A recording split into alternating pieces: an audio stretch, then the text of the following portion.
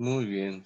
Pues damos muchas gracias a Dios, hermanos, una vez más, porque estamos de pie, respiramos, nos movemos, hablamos, nos saludamos. Y eso es obra, ¿verdad? De la gran misericordia de Dios derramada en nuestras vidas. Toca el turno, mis amados hermanos, para los versículos 9 y 10 de esta segunda carta del apóstol Pedro, capítulo número 2, versículos 9 y 10.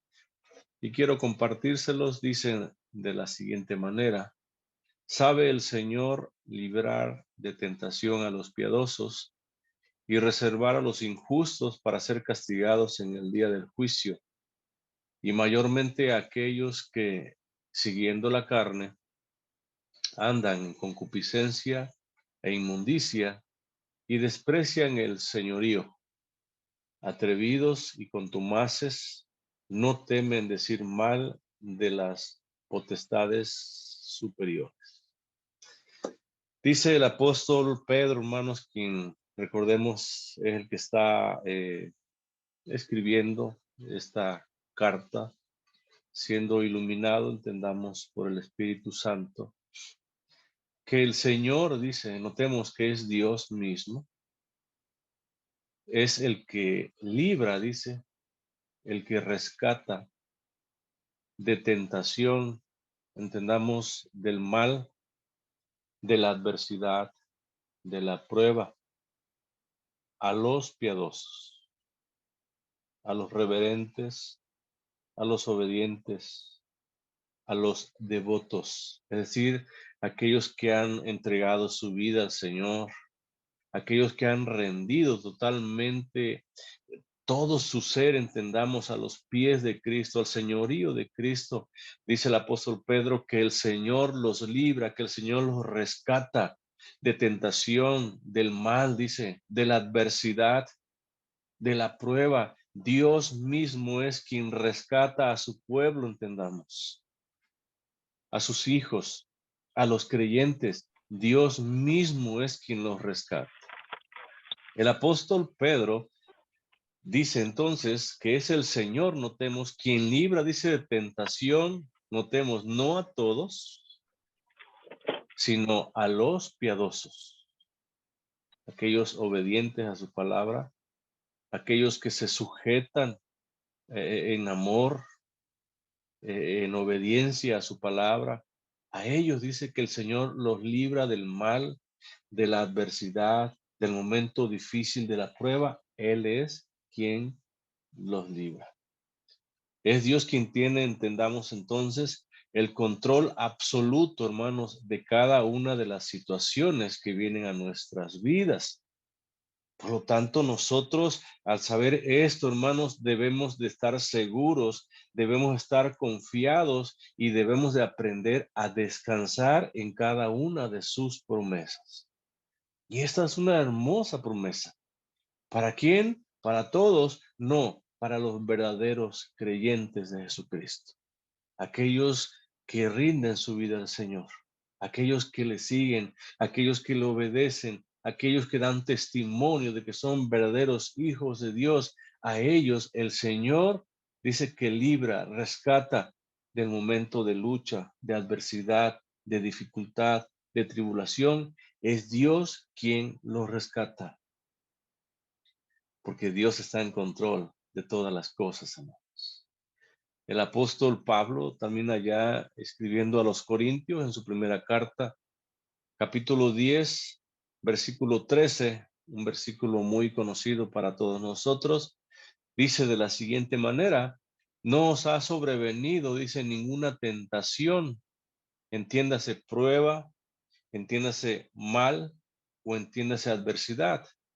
Dice que no os ha venido ninguna prueba, mal, adversidad o tentación que no sea humana. Dice, pero fiel, digno de confianza, confiable, ¿es quién? Dios, dice. Y notemos lo que sigue diciendo, que no os dejará ser tentados, ser probados, caer en la adversidad, en la prueba, en la lucha, dice, más, dice, más de lo que podéis resistir, aguantar o soportar, sino que dará también juntamente con la tentación, ¿qué cosa? El escape, la salida a esa adversidad, a esa tribulación, a esa aflicción, a esa lucha, a esa prueba. Dios es quien da la salida. ¿Por qué? Porque Dios es precisamente quien está en control de todas las cosas.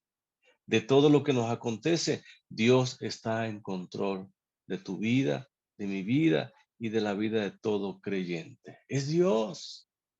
Y dice que lo hace ¿para qué? Para que podamos soportar, para que podamos estar de pie delante del Señor. Entendamos entonces, hermanos, que es Dios quien tiene ese control total y absoluto de cada una de las situaciones que vengan a nuestra vida. Y es Dios, dice el apóstol Pedro, quien nos rescata, quien nos libra del mal, quien nos libra de la adversidad, de la lucha, de la aflicción, de la prueba, porque Dios está en control de todas las cosas. En el versículo número 5 también de este mismo capítulo, dice el apóstol Pedro, y si no perdonó, dice al mundo antiguo, sino que guardó, dice, preservó, cuidó a quien a Noé, pregonero de justicia, dice, con otras 7 personas, trayendo el diluvio sobre el mundo de los impíos. Y si condenó, versículo 6, por destrucción a las ciudades de Sodoma y de Gomorra, reduciéndolas a ceniza, poniéndolas de ejemplo a los que habían de vivir impíamente, versículo 7, y libró, dice, rescató, ¿a quién? Al justo Lot, abrumado por la nefanda conducta de los malvados. Si Dios fue capaz, hermanos, de proteger a la familia de Noé, de cuidar a la familia de Noé, notemos, de una humanidad perversa, llena de maldad, de pecado, de injusticia, y también de rescatar a Lot y a sus hijas de una sociedad también impía, llena de excesos sexuales, entendamos, lleno de inmoralidades, de pecados, de inmundicia, de suciedad. Dios pudo rescatar a Lot también de ahí. Entendamos cómo no librará a su pueblo de gente inmoral, cómo no librará a su pueblo de gente corrupta, cómo no librará a su pueblo de estos falsos maestros juntamente con sus falsas enseñanzas. ¿Cómo no lo hará el Señor? Dios es también, dice el apóstol Pedro, quien te rescata. Dios es también quien te libra del mal, de la adversidad, de la prueba, de la aflicción. Es Dios mismo. Y así como libró a Noé y a su familia, y a Lot y a su familia, de la misma manera nos librará a cada uno de nosotros, a cada creyente verdadero, a cada hijo suyo, nos librará el Señor. El apóstol Pablo, escribiendo ya en su segunda carta a Timoteo, capítulo 4, versículo 18, dice, y el Señor dice, me librará. La palabra se traduce como sacar o como rescatar. El Señor me saca, el Señor me rescata, me libra, dice, de toda obra mala, dice. Notemos que es el Señor, es Dios mismo quien libra a su pueblo, es Dios mismo quien libra a cada redimido, a cada hijo suyo, dice, nos libra, nos rescata de toda obra mala, de toda obra perversa. Dios es quien nos rescata. Y me preservará, dice, me salvará, me librará para su reino celestial. Cada uno de nosotros, hermanos, entonces entendamos, tenemos esa confianza, esa seguridad plena, que es Dios mismo quien nos libra de obras malas, Es Dios mismo quien nos libra de aflicciones, de pruebas difíciles que no puedas soportar. Es Dios mismo quien te libra. Y dice el apóstol Pablo que te preserva, te salva para su reino celestial. Pero también vemos allá, hermanos, en el libro de Apocalipsis, capítulo 3, versículo 10, dice, escribiendo a la iglesia de Filadelfia, por cuanto has guardado, dice, has obedecido la palabra de mi paciencia, dice el Señor, yo también te guardaré de la hora de la prueba. Por cuanto vives una vida en obediencia a mi palabra, por cuanto das testimonio de que eres un verdadero hijo de Dios, dice el Señor, yo te guardaré, dice, yo te protegeré, yo te libraré, dice, de la hora de la prueba. Entiéndase de la adversidad, entiéndase del mal. Dice que ha de venir sobre el mundo entero. Y podemos constatarlo, hermanos, podemos ver cuántas adversidades, cuántas pruebas, cuántas cosas malas suceden alrededor del mundo. Pero el Señor libra a quienes, a sus escogidos. El Señor protege, el Señor guarda a cada uno de sus hijos. A cada uno que ha rendido o que rinde su vida al Señor, Dios lo libra de la adversidad, Dios lo libra del día malo, dice. Cuando vienen sobre este mundo entero, dice. Dice para probar, para escudriñar, para disciplinar a los que moran sobre la tierra. Cuando viene la hora de la prueba, hermanos, cuando viene la adversidad, cuando viene el mal, entiéndase, sobre el mundo entero, Dios protege, Dios salva y Dios cuida a sus elegidos. Y esta prueba, esta adversidad, este mal es para escudriñar, es para disciplinar a quienes, a los que moran sobre la tierra. Para eso son estos juicios prematuros, llamémoslo de esta manera. Para eso son estas pruebas, estas adversidades que vienen sobre el mundo entero. Pero de cada uno de ellos, dice el apóstol Pedro, Dios te libra. Dios nos libra, nos guarda, nos protege de esos momentos difíciles que vienen sobre la tierra. Dice Pedro, ¿sabe el Señor librar de tentación a todos? No, dice a los piadosos, a sus hijos entendamos. Y reservar, esta palabra se traduce como guardar, como conservar o custodiar. Así como el Señor libra al piadoso, dice que Él reserva, guarda y conserva a quienes, a los injustos, a los malos, a los perversos, oigan, a los que violan deliberadamente la ley de Dios, a los que transgreden sus mandamientos. Estos son los injustos, estos son reservados, son guardados, conservados. ¿Para qué? Para ser castigados cuando en el día del juicio.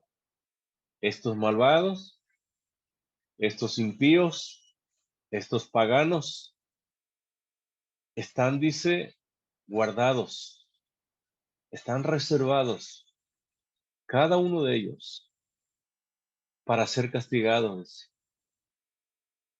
en el día del juicio. Jesús mismo, hermanos, habló del día del juicio.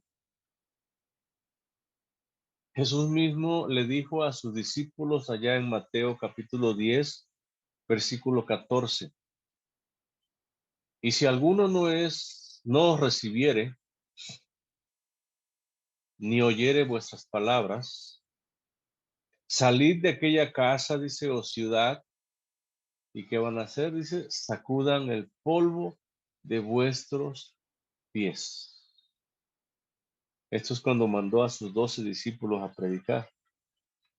Versículo 15. De cierto os digo que en el día del juicio, entendamos, en el día de su venida, en el día cuando toda lengua, raza y nación comparecerán ante el tribunal blanco de Jesús, en ese día dice que será más tolerable el castigo para la tierra de Sodoma y de Gomorra, que ya hemos visto en los estudios pasados, estaban llenos de inmoralidades, llenos de pecados.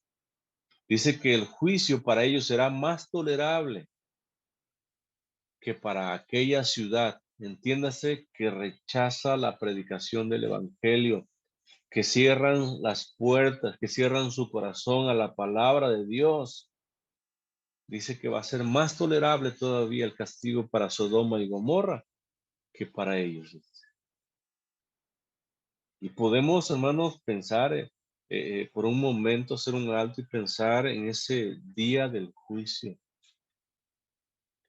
Ese día, hermanos, sin duda alguna, para el creyente va a ser un día de grande bendición, un día anhelado por cada uno de nosotros, porque es un día de recompensa, de galardones, de los cuales cada uno de nosotros estaremos recibiendo en esos momentos de las mismas manos de nuestro Señor Jesucristo.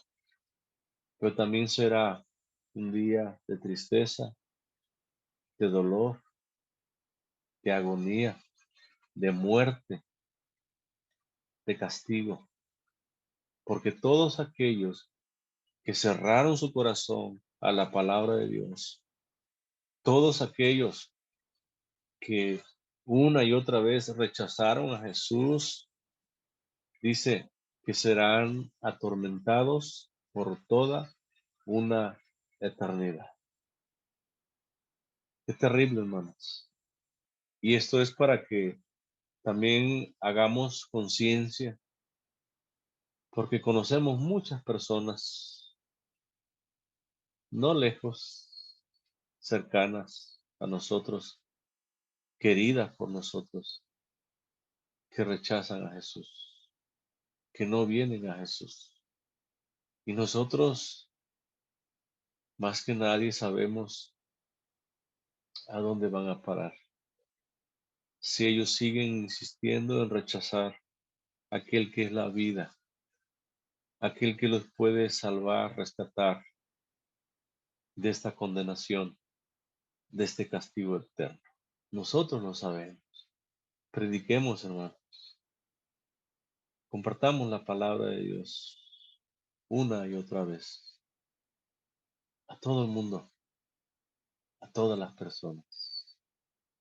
El apóstol Pedro también dijo allá en su segunda carta, capítulo 3, versículo 7, pero los cielos, dice, y la tierra que existen ahora, que vemos ahora, que conocemos ahora, dice que estos cielos y tierra están reservados, también están guardados, dice, están custodiados por la misma palabra. Dice, guardados para el fuego en el día del juicio y de la perdición de los hombres impíos, de hombres pecadores, de hombres que nunca se arrepintieron. Este día nuevamente lo habla el apóstol Pedro. Es un día de juicio, un día de fuego, notemos, un día de perdición para estos hombres impíos.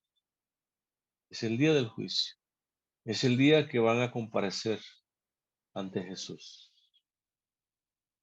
Es el día cuando estén confirmando su sentencia de culpabilidad y sean lanzados por la eternidad al lago que arde en fuego y azufre.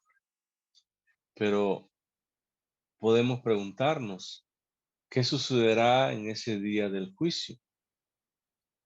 ¿Qué acontecerá en ese día? Y podemos responder, porque la escritura así nos enseña, que los impíos que se niegan a apartarse de su vida pecaminosa, ellos y solamente ellos estarán recibiendo castigo eterno en ese día del juicio final, en ese día de Jesucristo. Ellos que una y otra vez rechazaron a Jesús, ellos que se negaron totalmente a apartarse de esa conducta equivocada, errada de vivir. Ellos en ese día estarán recibiendo el castigo eterno en el mismo infierno. Allá en Apocalipsis capítulo 20, versículo 11 en adelante dice, y vi un gran trono blanco, notemos, un trono grande, porque quien está sentado es un Dios grande, poderoso, y es blanco, simbolizando su pureza. Recordemos lo que ya vimos en Apocalipsis. Y al que estaba sentado en él, entendamos Jesucristo, de delante del cual dice, huyeron la tierra y el cielo, y ningún lugar se encontró para ellos. Versículo 12. Y vi a los muertos, entendamos ya resucitados, grandes y pequeños, entendamos de toda raza, lengua, pueblo y nación, de pie ante Dios. Y los libros fueron abiertos y otro libro fue abierto. Notemos, hay libros y hay otro libro, el cual es el libro de la vida. Y fueron juzgados los muertos por las cosas que estaban escritas en donde, en los libros que fueron abiertos, según sus obras. Dice el versículo 13, y el mar entregó los muertos que había en él, y la muerte, dice, y el Hades entregaron los muertos que había en ellos, y fueron juzgados cada uno, dice, según sus obras, según sus actos que ellos hicieron. Entendamos, mientras tenían vida. Versículo 14. Y la muerte, dice, y el Hades fueron lanzados al lago de fuego. Esta es, dice, la muerte segunda. Lo dice el versículo 15. Y el que no se halló inscrito en donde, en el libro de la vida, fue de la misma manera, entendamos, lanzado a dónde, al lago de fuego. En ese día del juicio, hermanos, en ese día cuando Jesús se siente en ese tribunal, los muertos, dice, grandes y pequeños, que simboliza toda lengua, raza, pueblo y nación, todos estarán compareciendo ante ese tribunal. Todos. Y lo más triste, hermano, lo más lamentable de todo esto, es que todo aquel que no esté escrito, dice, en el libro de la vida, será lanzado, dice. Y entendamos, por toda la eternidad al lago de fuego. Esto es el infierno, lugar de tormento, un lugar de oscuridad, de tinieblas, pero también de fuego. Un lugar en donde estarán por toda la eternidad siendo atormentados, pero también apartados por toda la eternidad de la presencia de nuestro gran y buen Dios. A ese lugar, hermanos, estarán llegando todos y cada uno de esta gente impía, de esa gente inmoral, de esa gente pecadora que no tiene ningún tipo de remordimiento, ningún tipo de arrepentimiento en sus vidas, sino que siguen día tras día viviendo de la misma manera, siguen viviendo día tras día, transgrediendo la ley de nuestro Dios y rechazando aquel único que los puede librar de la condenación y de la muerte eterna, que es Cristo Jesús. Y prediquemos este mensaje, hermano. Prediquemos al mundo entero que solamente Cristo te salva, Solamente Cristo puede librarte de ese lugar de tormento.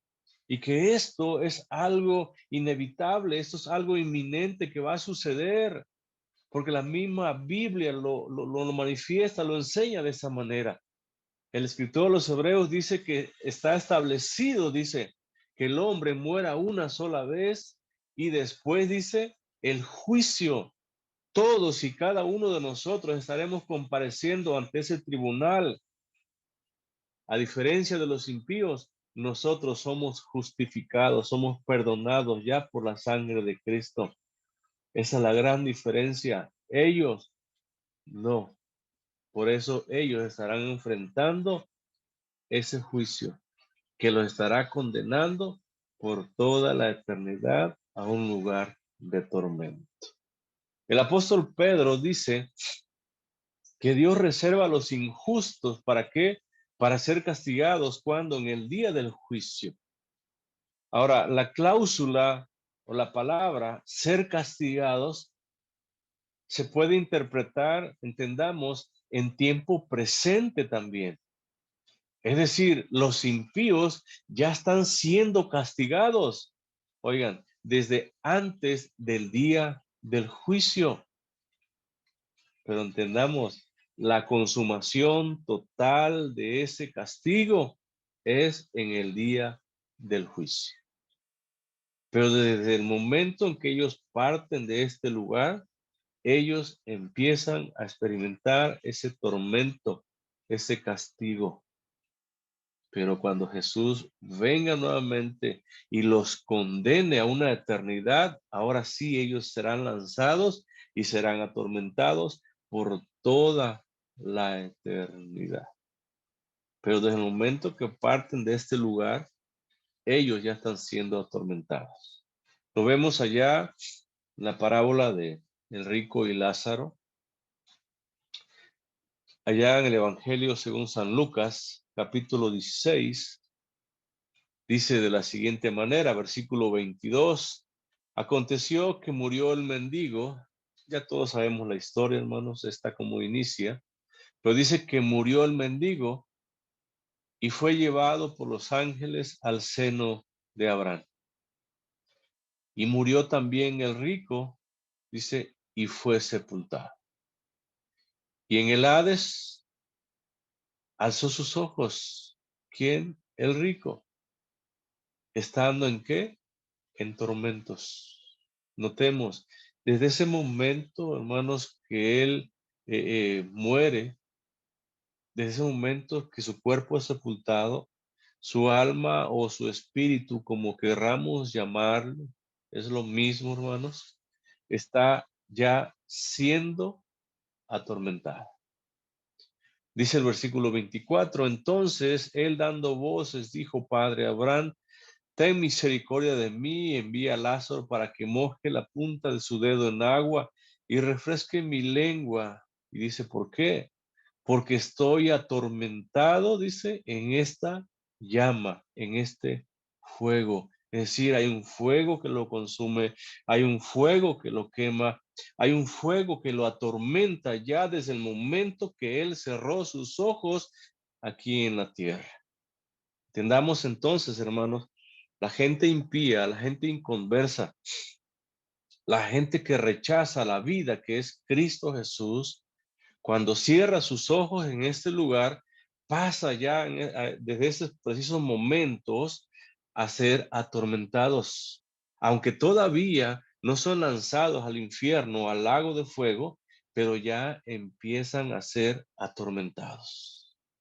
Y cuando ese tribunal de Cristo sea presente, oigan, ellos recibirán la condenación máxima, la sentencia máxima, que es culpable por toda la eternidad.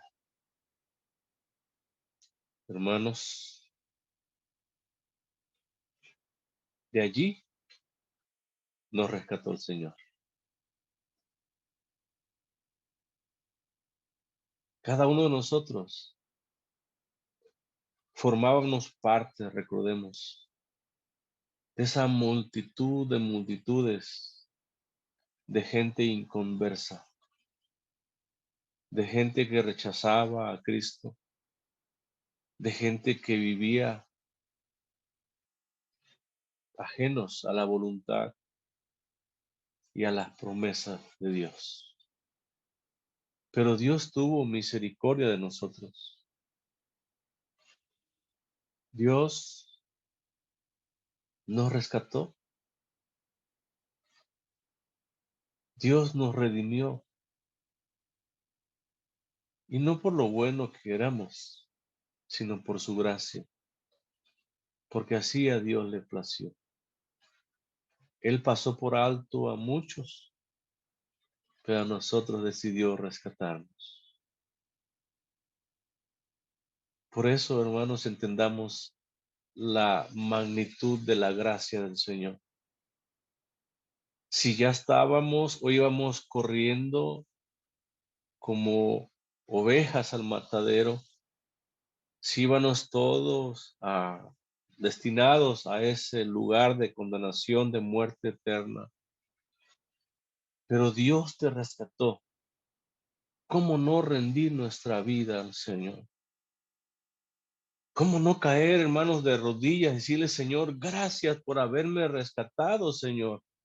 Gracias por haberme librado, Señor, de esta condenación, de esta muerte eterna, Señor. Gracias, Señor. Porque si tú, Cristo, no hubieras muerto para rescatarme, Señor, yo estaría, al igual que estas grandes multitudes, destinado a una condenación y muerte eterna.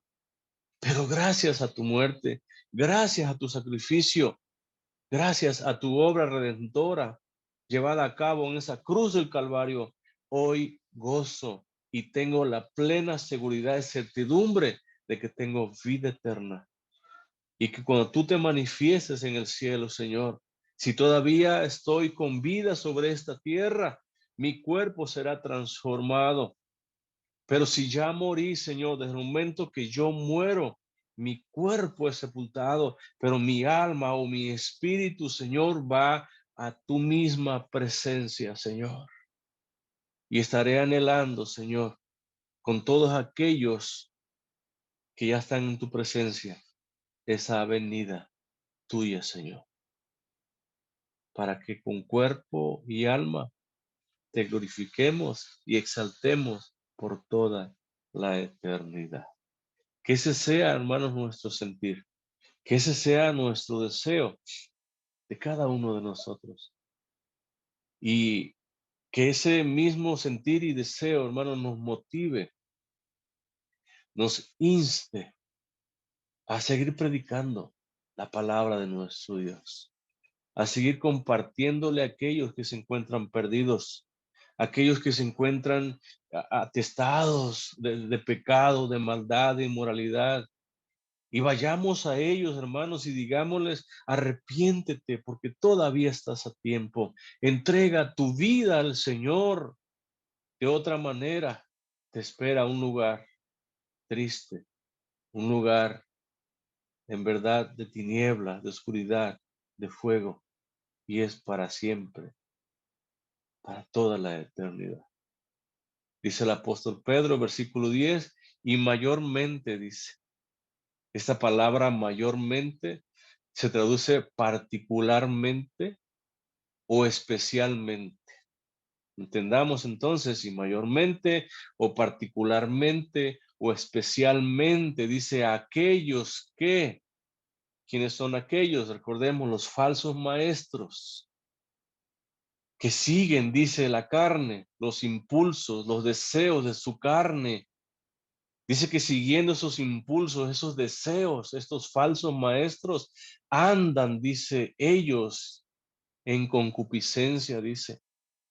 Andan ellos en codicia, andan ellos, dice, en deseos prohibidos, andan ellos en pasiones desordenadas, en inmoralidades sexuales. Ellos, quienes, los falsos maestros que siguen sus impulsos, que siguen sus deseos, que a donde los conduce su carne, dice. Pero también habla el apóstol Pedro de inmundicia, de contaminación, de sucios deseos.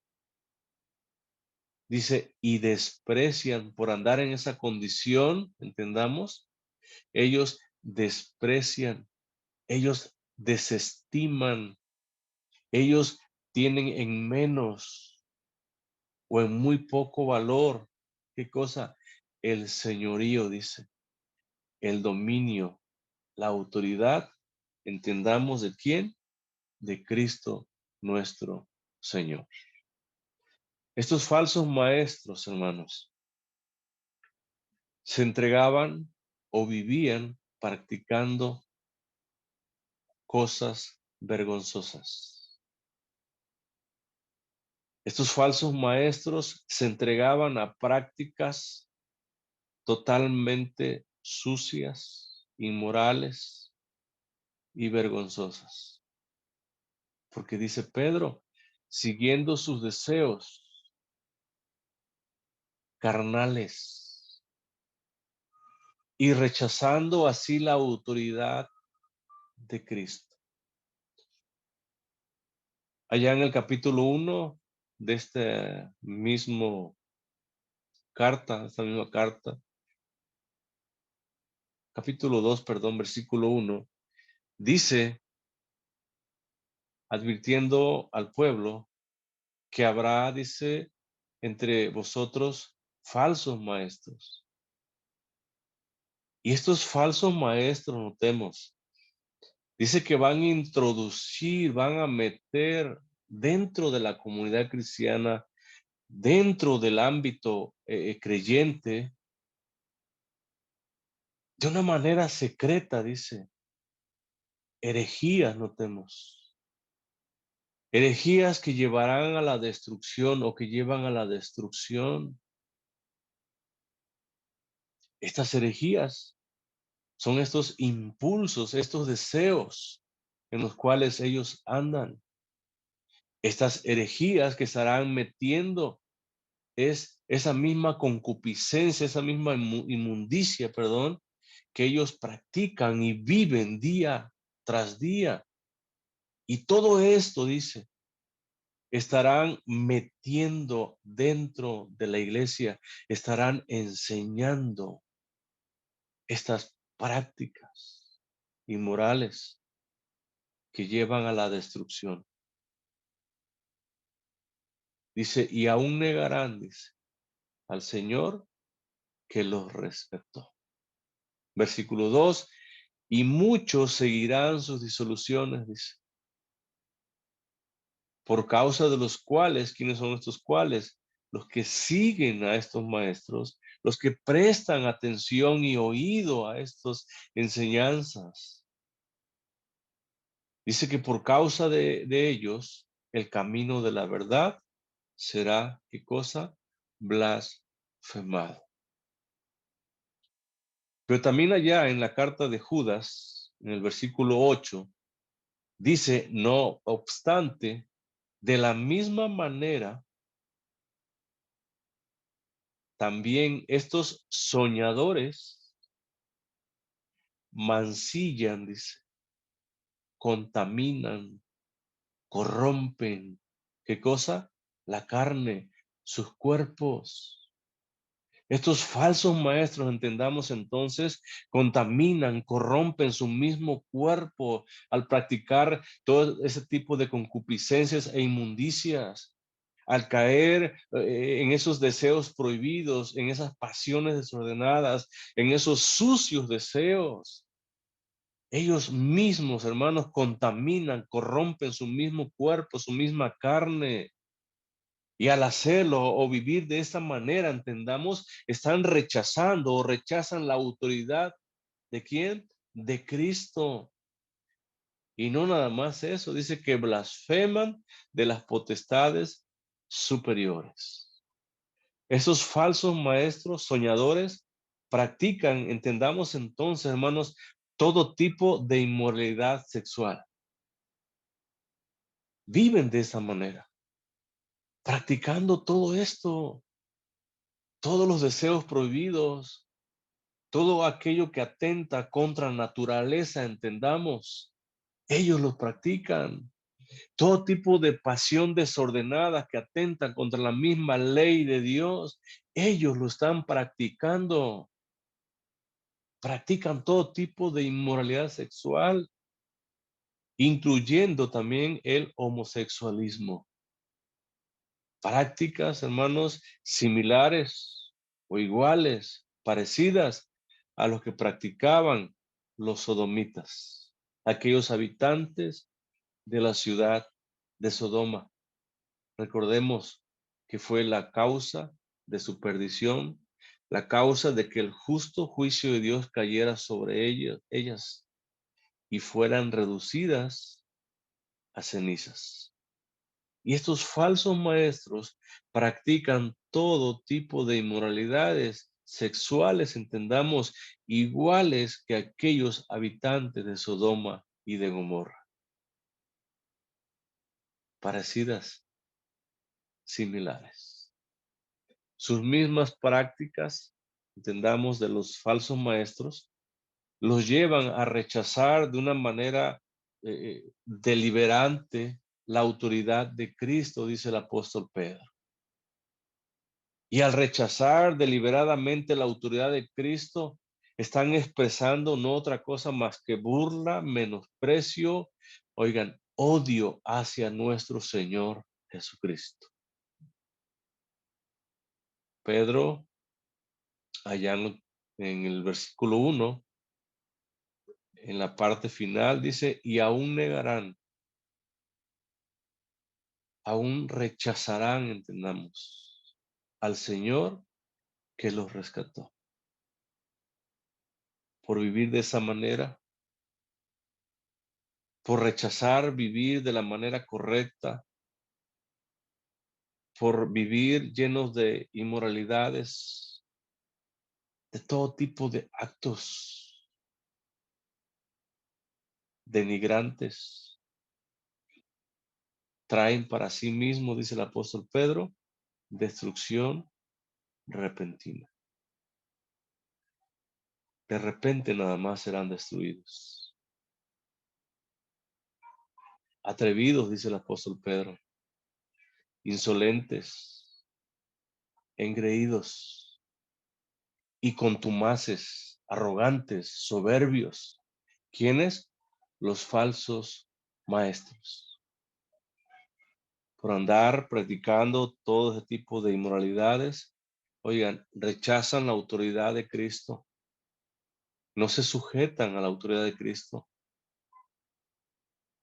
pero también son insolentes, engreídos, son arrogantes, soberbios, orgullosos. Sigue diciendo el apóstol Pedro, no temen, no tienen miedo, dice, decir, hablar mal, calumniar, difamar, insultar, no tienen miedo ellos, dice, de decir mal, de hablar mal, de difamar, de insultar, dice, a las potestades superiores. Ahora, la palabra potestades, hermanos, se traduce o viene de la palabra griega doxa y se traduce como glorias. Entonces el apóstol Pedro está diciendo que estos falsos maestros, aparte de vivir una vida inmoral, llena de pecado, similares a los sodomitas, practicando aún la homosexualidad, aparte de rechazar la autoridad de Cristo y no sujetarse a su señorío, son atrevidos también. Son gente insolente, son engreídos, se creen los muy, los que saben todo, pero también son arrogantes, dice, soberbios, orgullosos. Siente que no los merece el suelo. ¿Quiénes? Los falsos maestros. Los que se han infiltrado, entendamos ya, dentro de la comunidad cristiana. Esos falsos maestros que enseñan aberraciones, herejías y cosas que atentan contra la misma palabra de Dios. Así los clasifica el apóstol Pedro. Y todavía más dice, y no temen, no tienen miedo a hablar mal, calumniar, difamar, insultar. ¿A quiénes? A las potestades, a las glorias superiores. Ahora encontramos en esta palabra glorias, doxa en griego, una dificultad en el texto griego, hermanos, y muy difícil de explicar. Porque podemos preguntarnos, hacer las preguntas siguientes. ¿Quiénes son estos seres gloriosos? ¿O quiénes son estas glorias superiores? Podemos preguntarnos, ¿son hombres, líderes que se encuentran dentro de las iglesias, que estos falsos maestros hablan mal de ellos, difaman, insultan? Pero si tomamos esta postura, el versículo 11 nos las echa abajo.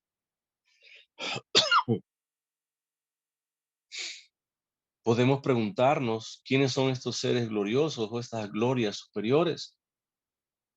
¿Ángeles caídos? ¿Demonios?